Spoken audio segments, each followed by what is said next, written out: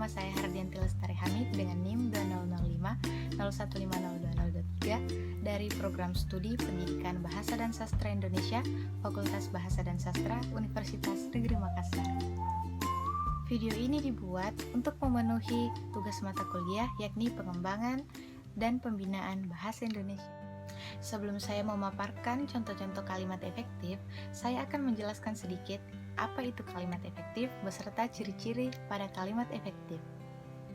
Kalimat efektif adalah kalimat yang mengungkapkan pikiran seseorang atau gagasan seseorang sehingga mudah dipahami. Baiklah, berikutnya saya akan memaparkan ciri-ciri kalimat efektif beserta contohnya. Pada kalimat efektif memiliki 7 ciri-ciri. Yang pertama, kesepadanan. Kesepadanan yang dimaksud adalah kalimat efektif harus memenuhi unsur gramatikal seperti subjek, predikat, objek, keterangan. Contoh kalimatnya, Bu Juli membuat mainan dengan kertas.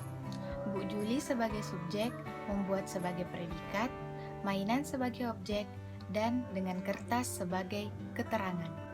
Ciri yang kedua adalah kecermatan. Kecermatan yang dimaksud adalah tidak mengandung unsur ambigu atau bermakna ganda. Contoh kalimat yang ambigu adalah dia datang memberitahu. Kenapa? Karena pada kata tahu bisa bermakna sebagai nominah, bisa juga bermakna sebagai verba.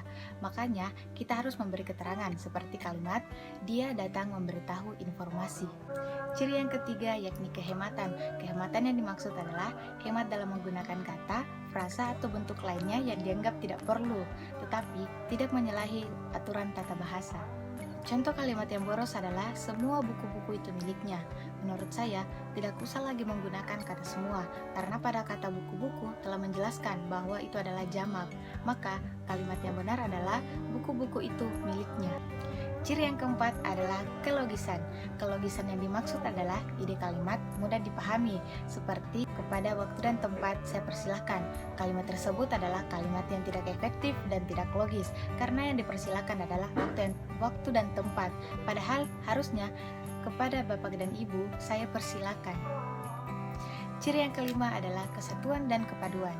Kesatuan dan kepaduan yang dimaksud adalah memberikan informasi yang tidak pecah-pecah. Untuk contoh kalimatnya, silakan simak kalimat berikut ini.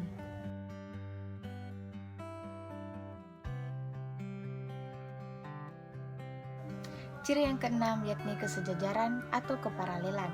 Kesejajaran atau keparalelan yang dimaksud adalah kesamaan dalam bentuk kata maupun imbuhan.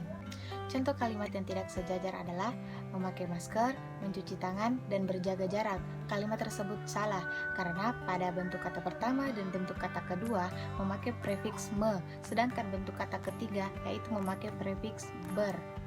Maka kalimat yang sejajar atau kalimat efektif adalah memakai masker, mencuci tangan, dan menjaga jarak. Ciri kalimat efektif yang terakhir, yang ketujuh, yakni ketegasan. Ketegasan yang dimaksud adalah ketegasan dalam memberikan ide pokok. Contoh kalimatnya adalah batik merupakan budaya Indonesia. Sekian pemaparan dari saya. Jika ada kesalahan dalam video ini, mohon dimaafkan karena kebenaran itu datangnya dari Allah Subhanahu wa Ta'ala. Semangat belajar teman-teman, bye-bye.